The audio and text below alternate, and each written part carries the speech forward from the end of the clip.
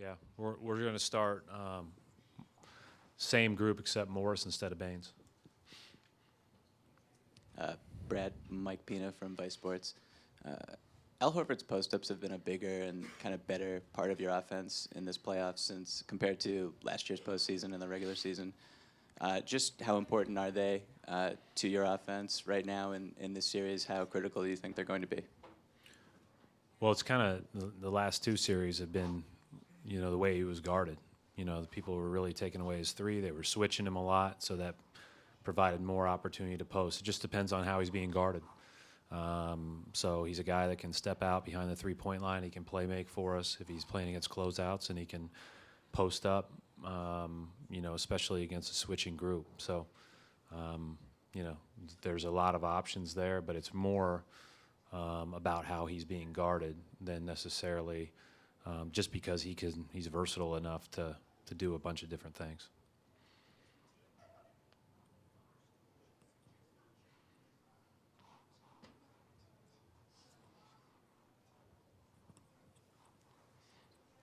Brad, Mike Petralia, CLNS Media. How big of a difference is it between trying to match what they're doing and trying to keep what you're doing? No, I think you go into the series and you try to do what you do best. You've got to play the way that you play on both ends of the court with appropriate tweaks, and so it's a big challenge against a team like this. They're playing great on both ends, and we know that. So I just think that, without, one of our things this whole playoffs has been with this group is we need to just do what we do best first and foremost, and then, again, make the smaller appropriate tweaks that need to be made.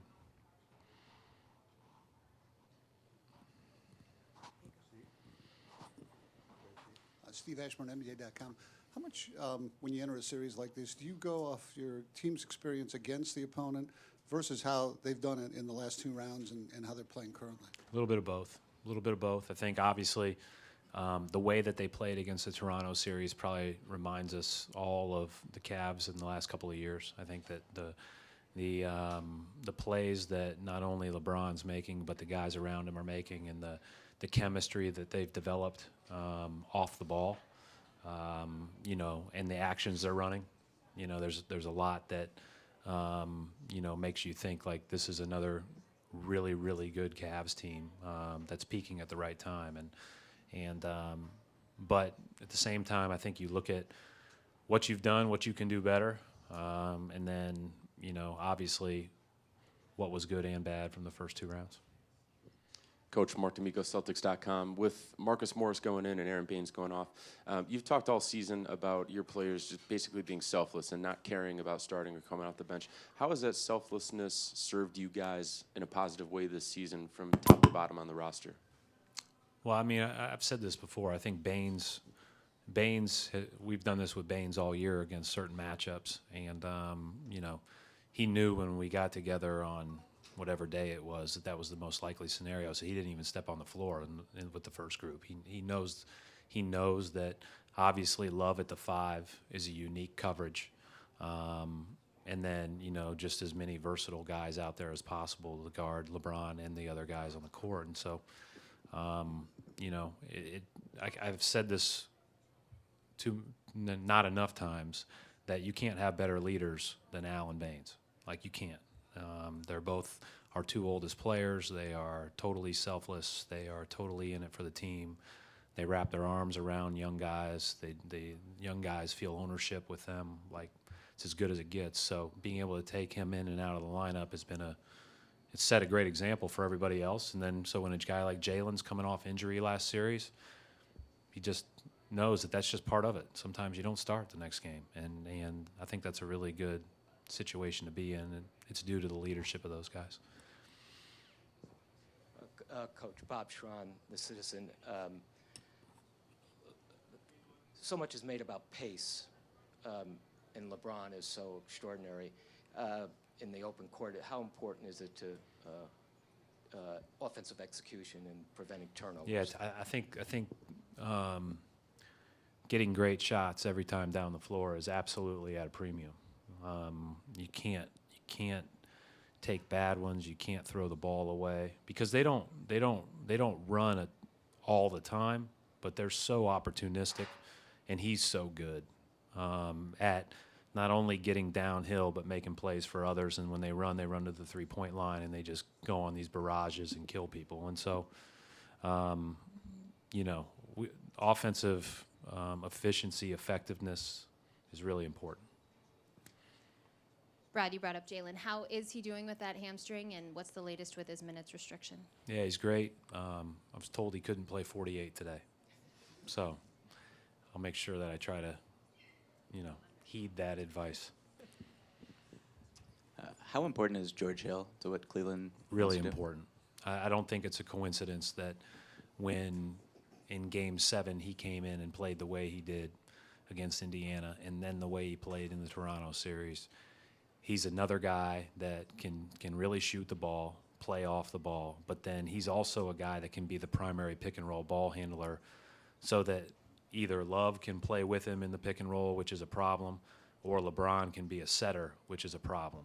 And, that obviously they've played some lineups even when LeBron hasn't been on the court, and they've been effective in that Toronto series with him and Love, especially in that. And that's a bear. He's played really well. He's used to this, to being in the Eastern Conference Finals. He's been there many a times before. He's a winning player. He plays both ends. He's been good. Ty's talked a lot about the changes that he makes to his coverages defensively in the postseason and the regular season. When you watch them on film, are they guarding teams differently in the postseason than what you've noticed in the regular season? I don't know how much you actually study their regular season film, but do you notice a difference in the way that they're guarding teams now than as opposed to the regular season? And even in the past series, More blitzing, more switching. Yeah, more blitzing, more switching. And probably, when you put Tristan Thompson out there, he can do a little bit of both, right? Their wings mix up how they guard. Sometimes they'll switch. Sometimes Korver especially will show. But more blitzing, more switching is the most obvious answer. But they do a really good job of that. Ty's great about not only mixing up coverages, but also mixing up lineups. And they've got a lot of different lineups they can go to on this team. And I think, another guy that doesn't get talked about a lot that we're all very familiar with here that's made a big difference in that lineup flexibility is Jeff Green, because he can play the 4. He's played some 5 with LeBron on the court. Like, he's played some 3. Like, it's a bunch of different guys that can do a bunch of different things, and it allows you to have more defensive options. And they've done a good job with that. Brad, what's it like having LeBron in your team's path 3 of the last 4 years? Is it opportunity, challenge, torment? How do you? It's great. I mean, like, at the end of the day, we'd rather be playing and him being our path, right? I mean, we get a chance to compete against the best player of this generation, and that is pretty special. And our guys look forward to it.